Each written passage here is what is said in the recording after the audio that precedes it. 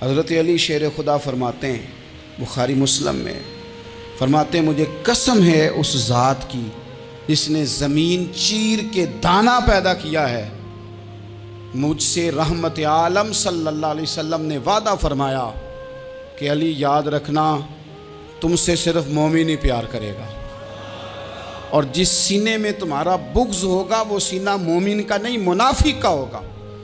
تم سے مومن پیار کریں گے، مومنوں کے دلوں میں کشش ہوگی تمہارے لیے، ان کے سینے کشادہ ہوں گے تمہارے حق میں۔ حضرت مولا علی شیر خدا کی محبت، ان کا نام آئے تو دل ٹھنڈا ہو جائے، آنکھوں میں روشنی آئے، چہرہ روشن ہو جائے، تو معنی یہ ہے کہ ایمان مضبوط ہے دل میں۔ اور اگر بندہ کمزور ہونے لگ جائے، اگر اس کی کیفیات کوئی اور رنگ پیش کریں، تو معنی یہ ہے کہ ایمان سینے میں مضبوط نہیں ہے۔ حضرت علی شیر خدا سے حضور کا جو قربت کا تعلق دیکھیں، کچھ لوگ ایسے ہوتے ہیں کہ جن سے قربت ہوتی ہے، آپ نے کبھی دیکھا ہے ہر بندے سے مل کے بندہ رو نہیں سکتا، ہر بندے کو دیکھ کے رونا آتا نہیں، لیکن کچھ لوگوں سے روح ملتی ہے نا کسی کی، تو ویسے کبھی وہ بندے مل جائیں نا، دل کرتا ہے تینوں سامنے بٹھا لاں، تیرے درد پرانے چھیڑاں۔ کچھ لوگ ایسے ہوتے ہیں جن کے ساتھ حضور تشریف فرما ہیں، حضرت علی شیر خدا کہیں گئے ہوئے ہیں، تو محبوب کیا فرماتے ہیں؟ فرماتے ہیں اللہ اس وقت تک میرے پاس حضرت اسرائیل کو نہ بھیجنا جب تک میں علی سے ملاقات نہ کر لوں۔ دعائیں ہو رہی ہیں کہ میری جب تک ملاقات نہ ہو جائے میرا جانے کا وقت نہ آئے، مشکات میں حدیث موجود ہے۔ تو سرور کائنات علیہ السلام کا جو ان کے ساتھ قربت ہے، حضور کا جو ان سے پیار ہے، حضور نے ہر مہاجر کو ایک انصاری کا بھائی بنایا، انصار کے اندر حضور نے بھائی چارہ قائم فرمایا، اور یہ تاریخ کا وہ والا بھائی چارہ ہے جس کی نہ اس سے پہلے کوئی مثال ہے، نہ قیامت تک دوبارہ کوئی مثال دی جا سکتی ہے۔ بھائی جب سگے بھائی جب شادی شدہ ہو جاتے ہیں نا، تو ان کی اپنی اپنی جیبیں ہو جاتی ہیں، اپنی اپنی گفتگو ہو جاتی ہے۔ 6 ماہ کے بچے کے بارے میں بھی وہ کہنے لگ جاتے ہیں میں نے بچوں کا بھی تو کچھ بنانا ہے نا۔ انہیں بالکل اب وہ چیزیں نظر آنی بند ہو جاتی ہیں جس میں والدین اور بہن بھائی شامل ہوتے ہیں، وہ کہتے ہیں میرے بھی تو بچے ہیں۔ لیکن یہ بھائی چارہ مہاجرین اور انصار کا اتنا زبردست اور معنی خیز ہے، حضور نے بھائی چارہ قائم فرمایا۔ سگے بھائیوں کو وراثت دینا مشکل ہوتا ہے، بڑا کہہ رہا ہوتا ہے کمائی تو میں نے کی تھی، چھوٹا کہہ رہا ہوتا ہے کہ باہر تو پہلے میں گیا تھا، جھگڑے جھگڑے۔ لیکن یہ تاریخ اسلامی کا وہ بھائی چارہ ہے کہ جن میں برادری، قبیلہ، رنگ، نسل، علاقہ ایک نہیں، پر ہزاروں قومیں وجود میں آئیں، دہر میں خشک و تر کے رشتے سے ہم نے بنیاد دوستی رکھی، یاد خیر البشر کے رشتے سے۔ اور اقبال نے جن انداز میں اس مضمون کو بیان کیا ہے وہ انداز ہی نرالا ہے۔ اقبال فرماتے ہیں خاص ہے ترکیب میں قوم رسول ہاشمی، بننے میں کوئی ان کی ترکیب ہی کوئی خاص ہے۔ حضور نے بھائی بھائی بنا دیا۔ اب بھائی جن کو دینی اسلامی مذہبی بھائی بنایا ہے، وہ دوسرے بھائی کے بارے میں کیا ذہن رکھتا ہے؟ وہ کہتا ہے کہ میرے بھائی میرا کاروبار بھی آدھا تیرا، جائیداد بھی آدھی تیری، چونکہ تو میرا بھائی ہے تو تو رسی لے کے پیمائش کر لے، میں اپنا گھر بھی بانٹ کے آدھا تجھے دینا چاہتا ہوں۔ جب اس قدر زیادہ لوگوں کی نظریاتی پختگی ہوئی اور لوگ اس قدر زیادہ مزاج رکھنے لگے، تو پھر ایک خاص قربت کا ماحول وہاں نظر آیا۔ پھر وہ جو مہاجر بن کے آئے تھے اور بہت زیادہ جن لوگوں نے جہاد کیا تھا، جد و جہد کی تھی، گھر بار چھوڑے تھے، پھر ان لوگوں کو زیادہ دشواری نہیں ہوئی، زیادہ آزمائش نہیں ہوئی دل لگانے میں اور مدینے میں رہنے میں، بڑی آسانی سے وہ لوگ وہاں رہنے لگے، اور بڑی جلدی ان کا مدینے سے اور اہل مدینہ سے پیار بڑھ گیا۔ تو میرے عزیز بھائیوں، حضور نے ہر انصاری اور مہاجر کو ایک دوسرے کا بھائی بنا دیا، سب کو بنا دیا۔ حضرت علی رہ گئے، اب یہ تو دونوں مہاجر ہیں، حضور بھی مکہ شریف سے آئے ہیں، حضرت علی بھی، بظاہر تو دونوں مہاجر ہیں، اگرچہ ساری زمین کے مالک رسول پاک ہیں، سب کو بھائی بھائی بنا دیا۔ تو اب ہر بندے کو بھائی مل رہا ہے، اور بھائی بڑے پیارے ہوتے ہیں۔ میں کئی دفعہ کہتا ہوں کہ بھائی بڑے پیارے ہوتے ہیں، کچھ قدورتیں دنیاوی طور پر معاذ اللہ دلوں میں آ جاتی ہیں، لیکن بھائی کا درد جو بھائی محسوس کر سکتا ہے وہ بھی دوسرے کو محسوس نہیں ہوتا۔ تو حضرت علی جب کسی کے بھائی نہیں بنائے گئے تو رو ہی پڑے، اتنے دلیر بندے تھے، پر بھائی کی ضرورت بندہ اتنی محسوس کرتا ہے۔ اس کو بھائی سے لگاؤ اتنا زیادہ ہوتا ہے کہ مولا علی رو پڑے، مشکات میں موجود روئے۔ حضور نے فرمایا کیوں روتے ہو؟ عرض کی حضور آپ نے سب کو ایک دوسرے کا بھائی بنایا ہے، میں رہ ہی گیا ہوں، مجھے کسی کا بھائی نہیں بنایا۔ اب وہ آنسوؤں میں لپٹی ہوئی وہ بات حضرت علی نے عرض کی تو محبوب نے فرمایا علی انت اخی فی الدنیا والآخرہ، فرمایا علی تو میرا بھائی ہے، اور نرا دنیا میں نہیں، تو دنیا اور آخرت میں میرا بھائی ہے، تو میرا بھائی ہے دنیا میں بھی اور آخرت میں۔ تو حضرت مولا علی شیر خدا کرم اللہ تعالی وجہہ الکریم کے جو فضائل ہیں، جو ان کے خصائص ہیں، ان کی جو فضیلت کی باتیں، میں نے جیسے کہا کہ انہیں بڑی زیادہ دلچسپی تھی میدان جہاد سے، شوق شہادت ان کا دیدنی تھا۔ ایک موقع پر نبی پاک صلی اللہ تعالیٰ علیہ وسلم نے ارادہ فرمایا کہ حضرت علی کو اپنا نائب بنا کے مدینہ منورہ میں چھوڑ کے جایا جائے۔ محبوب کریم علیہ السلام جب بھی تشریف لے جاتے تھے تو کسی ایک کو نائب بنا کر مدینہ منورہ میں چھوڑ جاتے۔ حضرت عبداللہ ابن مختوم رضی اللہ تعالیٰ عنہ کو بھی ایک دفعہ حضور چھوڑ کے گئے، تو ایک جنگ کے موقع پر محبوب نے حضرت علی شیر خدا سے کہا کہ آپ کو میں اپنا نائب بنا کے یہاں چھوڑ کے جاتا ہوں۔ یہاں لوگ جان چھڑاتے ہیں، کام کا جب وقت آتا ہے، میدان میں نکلنے کا وقت آتا ہے تو جان چھڑاتے ہیں، اور وہ کہتے ہیں کہ باقی سارے کام لے لو، جب وقت مشکل آئے تو پھر ہمیں کام نہ بتاؤ۔ اب مشکل وقت ہے، جہاد میں جانا ہے۔ حضرت مولا علی شیر خدا کرم اللہ تعالی وجہہ الکریم کو حضور نے فرمایا کہ اس دفعہ میرا ارادہ بنا ہے کہ تمہیں چھوڑ کے جاؤں۔ تو حضرت علی کو چھوڑ کے جایا جا رہا ہے، ان کو مدینے میں رہنا ہے، میدان میں نہیں جانا۔ عام آدمی کتنا پسند کرتا ہے کہ میں آرام سے رہوں گا، لیکن حضرت علی کو اتنا شوق تھا میدان جہاد کا، اتنی تڑپ تھی ان کے دل کے اندر کہ عرض کرنے لگے یا رسول اللہ صلی اللہ تعالی علیہ وسلم، رو پڑے، کہنے لگے حضور ساری دنیا میدان میں جہاد کرے گی اور میں یہاں عورتوں اور بچوں کے پاس رہوں گا، میں یہاں عورتوں اور بچوں کے بیچ وقت گزاروں، حضور مجھے لے کے جائیں۔ تو وہاں بھی حضور نے محبت کی بات سمجھائی، فرمایا علی جب حضرت موسیٰ کوہ طور پہ گئے تھے تو اپنے بھائی جناب ہارون کو چھوڑ گئے تھے، تو تم بھی تو میرے لیے اسی طرح ہونا جس طرح موسیٰ کے لیے ہارون تھے، لیکن فرمایا یہ یاد رکھنا میرے بعد نبی کوئی نہیں، حضرت موسیٰ بھی نبی ہیں اور جناب ہارون بھی نبی ہیں علیہم السلام، لیکن وہ انہیں چھوڑ کے گئے تھے، میں تمہیں چھوڑ کے جا رہا ہوں۔ ایک بات اپنے ذہن کے اندر بٹھانا کہ میرے بعد کوئی نبی نہیں آئے گا۔ تو عزیز بھائی حضرت مولا علی شیر خدا کا جذبہ جہاد۔ اچھا پھر میں نے دیکھا ہے جس زمانے میں میں اور آپ رہ رہے ہیں، اس زمانے میں لوگ کمزور ہوتے جا رہے ہیں نفسیاتی طور پر، ڈری ڈری سی باتیں لوگ کرتے ہیں، سہمے سہمے سے جملے بولتے ہیں، اور یہ ہر بندے کا اپنا الگ ڈر ہے۔ دانشوروں نے لکھا ہے کہ غریب آدمی کا ڈر تھوڑا ہوتا ہے، اور جو اونچے عہدے پہ چلا جائے اس کا ڈر، یعنی زیادہ ہاتھ اپوزیشن کے نہیں بندے ہوتے، حکومت کے بندے ہوئے ہوتے ہیں۔ لوگوں کو ساتھ لے کے اپوزیشن نے نہیں چلنا ہوتا، حکومت نے چلنا ہوتا ہے۔ تو حکومت میں جب لوگ ہوتے ہیں تو ان کے اندر کمزوری آ جاتی ہے، جب آپ بڑے عہدے پہ چلے جاتے ہیں تو آپ کی مجبوریاں بھی بڑی ہو جاتی، ہر آدمی کہیں نہ کہیں کمزور پڑتا ہے۔ اور ہمارے ہاں تو لوگ ذرا بیمار ہو گئے تو گئے، اور آج کل جو سب سے بڑا مسئلہ ہے وہ یہ ہے کہ لوگ کیا کہیں گے، اور لوگوں نے بڑے بڑے لوگوں کو پاگل کر دیا ہے، بڑے بڑے لوگوں کو۔ ہمارے علماء نے ایک بات لکھی ہے کہ ایک دفعہ نا ایک استاد صاحب سبق پڑھانے کے لیے آئے تو طالب علموں نے ارادہ کیا کہ آج استاد جی کو بیمار کرنا ہے۔ یہ جو آپ کے مشیر ہوتے ہیں نا ارد گرد، ان کی پڑتال بھی بڑی ضروری ہوتی ہے کہ یہ خبر کون سی لے کے آ رہے ہیں اور یہ کس طرح سے گائیڈ کر رہے ہیں۔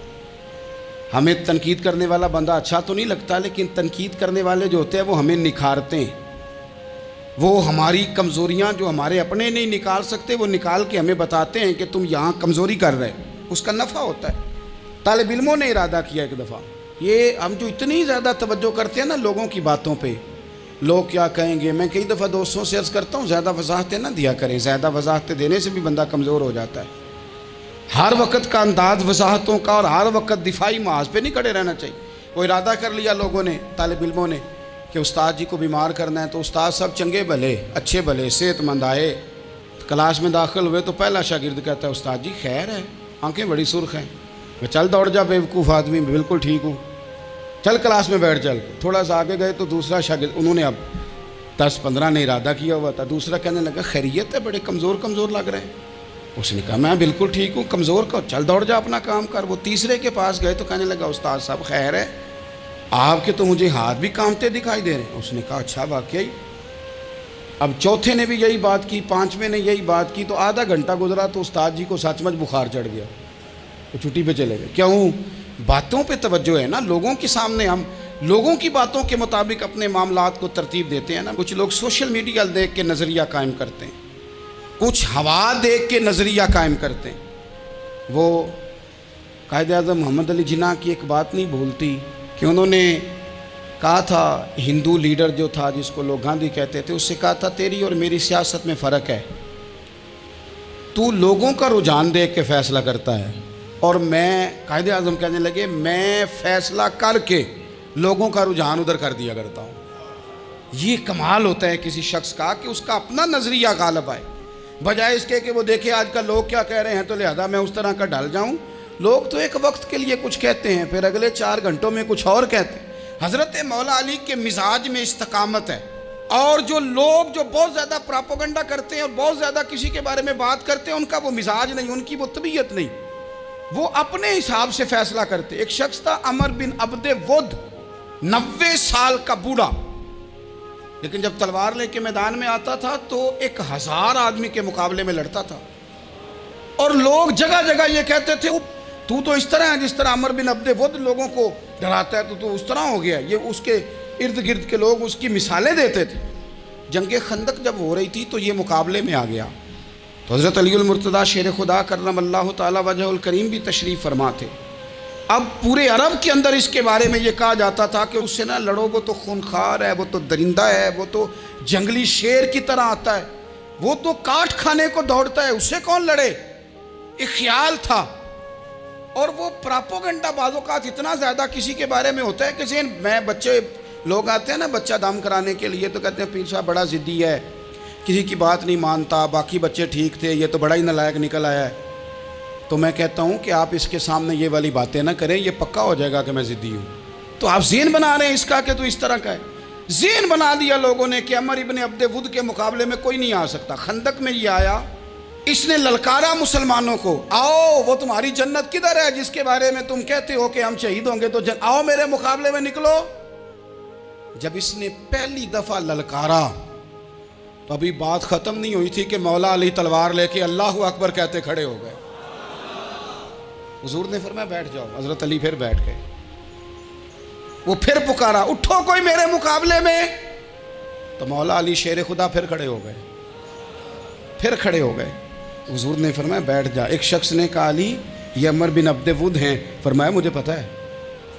نہیں سمجھے آپ بات، میں آپ کو سمجھا کے لایا ہوں پیچھے سے کہ پراپوگنڈا کرتے ہیں نا لوگ، ہو آگے نہ جانا، یہاں کرنٹ بڑا زیادہ ہے، وولٹیج بڑے سخت ہیں، تو آگے نہ بڑھنا۔ بھائی کیا ہو جائے گا، اٹھ باندھ کمر کیوں ڈرتا ہے، پھر دیکھ خدا کیا کرتا ہے۔ حضرت علی تیسری دفعہ اس نے کہا نا ہے کوئی، تو حضرت علی پھر اٹھے۔ اب تو رسول پاک صلی اللہ تعالی علیہ وسلم نے تھپکی دی۔ بعض جگہ یہ ہے کہ حضور نے خود تلوار تھمائی، سر پہ امامہ باندھا، اور حضور نے فتح یابی کی دعا فرمائی۔ حضرت علی گھوڑے پہ بیٹھے نکلے، اور جب اس کے سامنے گئے تو جا کے کہنے لگا میرا پتہ ہے۔ حضرت علی فرمانے لگے تو اپنا چھوڑ، میرا پتہ ہے تجھے، مجھے تو جانتا ہے۔ کہنے لگا میں 1000 کے مقابلے میں اکیلا لڑتا ہوں۔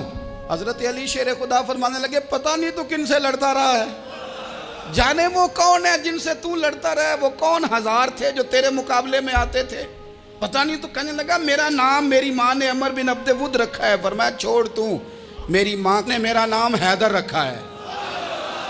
کہنے لگا تیری عمر چھوٹی ہے، کوئی بڑا لا۔ فرمانے لگے یہ تو جب پنجے میں پنجہ ملے گا تو پتہ چلے گا عمر کس کی چھوٹی ہے، ابھی تو کہانیوں سے متاثر کرنا چاہتا ہے، تو چاہتا ہے کہ تو پریشر ڈالے اور میں تیری بات سنوں، تو مقابلے میں آ، ڈینگے نہ مار، کہانیاں نہ سنا، دیواریں ہلتی رہتی ہیں اور در کانپ جاتا ہے۔ علی کا نام سن کے اب بھی خیبر کانپ جاتا ہے۔ تو مقابلے میں آ، تو باتیں بنا رہا ہے، کہانیاں سنا رہا ہے۔ وہ کہنے لگا تو بچہ ہے، میں چاہتا نہیں تیرا خون بہاؤں۔ تو حضرت علی کہنے لگے میں بڑے دن سے پریشان ہوں کہ کسی بے ایمان کا خون بہایا کیوں نہیں، میرا بڑا دل کر رہا ہے تیرا خون بہاؤں۔ اس نے بڑی زوردار ضرب لگائی، غصے میں اتنا پاگل ہوا، کیونکہ اس کے بارے میں معروف تھا کہ وحشی مزاج آدمی، اتنا سخت پاگل ہوا غصے میں، اس نے اپنے گھوڑے کے پیر کاٹ ڈالے، پہلے تلوار گھوڑے کو دے ماری، اس کو کاٹ کے دوڑا۔ یہ کیوں کرتے تھے لوگ؟ عرب کے لوگ اس وقت یہ کام کرتے تھے کہ ہم نے گھوڑا ہی مار ڈالا ہے تاکہ ہم بھاگ نہ سکیں۔ کہتے ہیں نا کشتیاں جلا دی ہیں کہ اب واپس جانے کا راستہ ہی بند ہو جائے، گھوڑے کے پیر کاٹ ڈالے کہ بھاگنا نہیں، اور بڑی زور سے اس نے ضرب لگائی حضرت علی پر۔ حضرت علی نے جب روکی تو وہ ڈھال ٹوٹ گئی حضرت مولا علی کی، اور آپ کے امامے کو اس کی تلوار بھی لگی۔ آپ نے فرمایا دکھا لیا تو نے زور، اب میری باری ہے۔ حضرت مولا علی شیر خدا کا قد بظاہر چھوٹا تھا، صحابہ کہتے ہیں ہم دور سے دیکھ رہے تھے، اللہ اکبر کہہ کے تھوڑا سا زمین سے وہ اٹھے، تھوڑا سا اٹھے، اور پھر دوبارہ نہیں انہیں تلوار چلانی پڑی، ایک ہی ضرب لگائی اور اس کے 2 ٹکڑے کر کے اسے زمین پہ پھینک دیے۔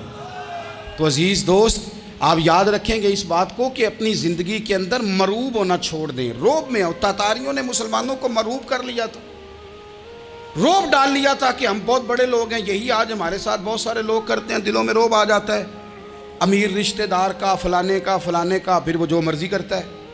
تاتاریوں کی ایک بی بی، وہ کیا کرتی، وہ 9-10 مسلمان نوجوانوں کو سڑک پہ کھڑا کر جاتی، کہتی ادھر کھڑے ہونا، میرے آنے تک ہلنا نہ، جوان ہے لیکن روب ہے نا کہ یہ بڑے وحشی ہیں۔ اکیلی بی بی اندر جاتی، تلوار لے آتی، اور وہ کھڑے ہیں، وہ بھاگے بھی نہیں، اتنا ڈر گئے، ٹانگیں کانپ رہی ہیں، بھاگنے کی بھی جرت نہیں کر رہے۔ تسلی سے گئی ہے، تلوار لے کے آئی ہے، اور اس نے 9 جوان مسلمانوں کے گلے کاٹ دیے۔ اس روب سے نکلیں باہر، نوجوانوں سے کہتا ہوں نکلو۔ اور جن لوگوں نے دنیا میں انقلاب برپا کیا وہ غریب گھروں کے تھے، وہ لوگ تھے کہ جو بظاہر کسی بڑے قبیلے سے نہیں تھے۔ آپ محنت کریں، تعلیم حاصل کریں، جد و جہد کریں، مشقت کریں، اپنی زندگی میں کچھ مقاصد کے حصول کے لیے آگے بڑھیں۔ اور اگر آپ کہیں کہ دائیں بائیں میرے فلاں آدمی مجھے یہ مشورہ دے رہا ہے، تو کچھ لوگ دنیا میں باتیں کرنے آئے ہیں، انہوں نے باتیں کرنی ہیں اور بڑا فائدہ ہوتا ہے، ان کو باتیں کر لینے دیں، ان کو کرتے رہنے دیں۔ کام کرنے والا بندہ کام کرتا ہے اور کرتا ہی چلا جاتا ہے، وہ منزل تک پہنچ جاتا ہے۔ تو حضرت علی کے مزاج میں دلیری ہے، ہمت ہے، ایک بات، اور دوسری بات دانائی، حکمت۔ یہ جو ہمارے فیصلے ہیں نا جذباتی، اور جناب آج فلانے نے یہ کہہ دیا تو میرا پروگرام یہ بن گیا، تو پھر کل کسی نے اور کچھ کہہ دیا تو میرا پلان اور بن گیا۔ میں سب سے زیادہ ان لوگوں کے حق میں پریشان ہوتا ہوں جو سویرے کچھ اور کہتے ہیں، دوپہر کو کچھ اور کہتے ہیں، شام کو کچھ اور کہتے ہیں۔ بھئی آپ کا کوئی نظریہ ہونا چاہیے، کوئی ویژن ہونا چاہیے زندگی میں، آپ کے اندر کوئی حکمت اور دانائی ہونی چاہیے۔ اس کے لیے کیا کرنے کی ضرورت ہوتی ہے؟ اس کے لیے ضرورت ہوتی ہے کہ آپ کا ذہن ایک طرف ہو۔ میرے اسا فرمایا کرتے تھے زندگی میں ایک کام کر لو پر صحیح کر کے کر لو۔ ہم نے ایک تو سارے کام کرنے ہیں۔ آج کل ہر بندہ صحافی ہے، ہر بندہ تجزیہ نگار ہے، ہر بندہ سیاستدان ہے، ہر بندہ ہی مفتی ہے، ہر بندہ ہی جناب واعظ ہے، ہر بندے کے پاس ہی کچھ مسئلے۔ اس کا نقصان یہ ہے کہ کسی کے پاس بھی کچھ نہیں۔ وہ کسی درویش نے کہا تھا کہ جب سب لیڈر ہوں تو سمجھو کوئی لیڈر نہیں، کیونکہ سارے جو لیڈر ہو گئے۔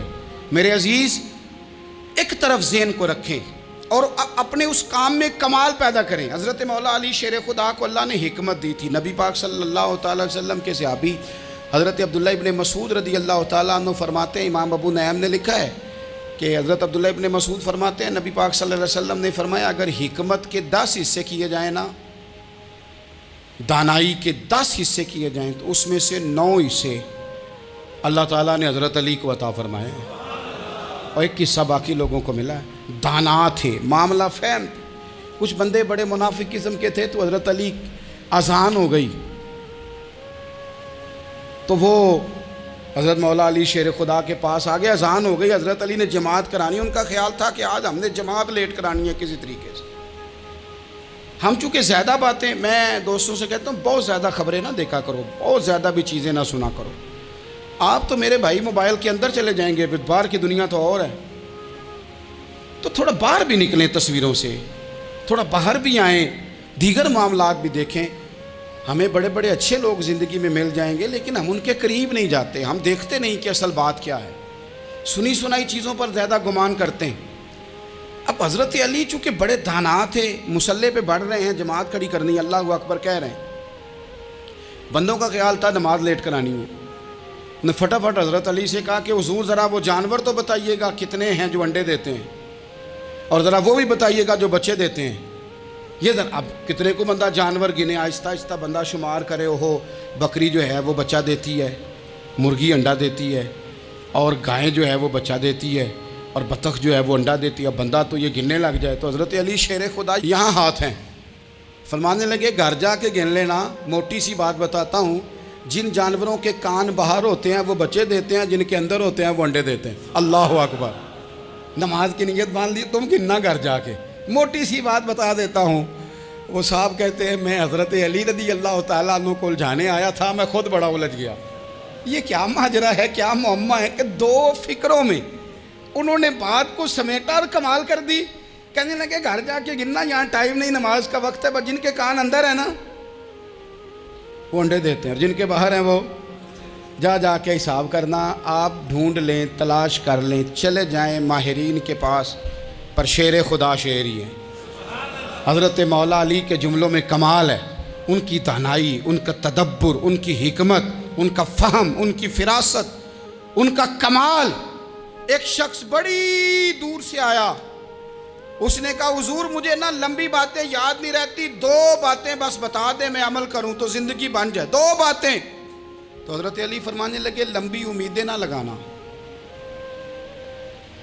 لمبی امیدیں نہ لگانا، موت کا پتہ نہیں کب آ جائے گی۔ منصوبہ بندی ضرور کرنا آنے والی نسلوں کے لیے، اپنی ذات کے لیے لمبی امیدیں نہ باندھنا، یہ بھی کر لوں گا، یہ بھی کر لوں گا۔ ہم ریٹائر نہیں ہوتے زندگی بھر، پلان پہ پلان، پلان پہ پلان۔ تو اگر ہم پلان کر رہے ہوتے ہیں تو جو ہمارے نیچے ہوتے ہیں وہ ہمیں ریٹائر کرنے کا پلان کر رہے ہوتے ہیں۔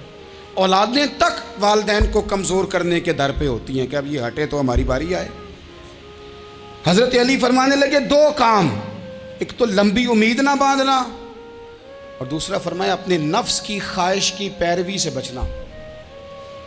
دنیا میں رسوا وہ لوگ ہو جاتے ہیں جو اپنے نفس کی خواہش کی پیروی کرتے ہیں، وہ بزدل ہو جاتے ہیں جو خواہشات نفسانی کے پیچھے بھاگتے ہیں۔ یہ کام نہ کرنا، تو دانائی اللہ تعالیٰ نے انہیں دی۔